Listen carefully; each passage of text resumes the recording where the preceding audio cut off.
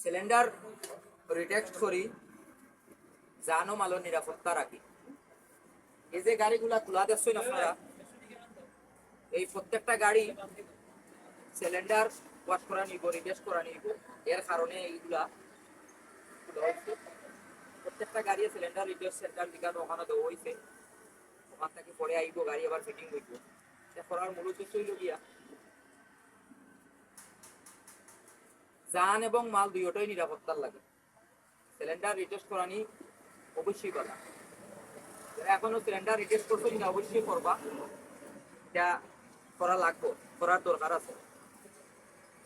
তো সব ভালো থাকবা, সুস্থ থাকবা। আর আমি মাত্রাম এনার অটো ইঞ্জিনিয়ারিং ওয়ার্কশপ থাকি, হৃদয় লিকসন বাইর ওয়ার্কশপ। সব ভালো থাকবা, সুস্থ থাকবা। আল্লাহ হাফেজ।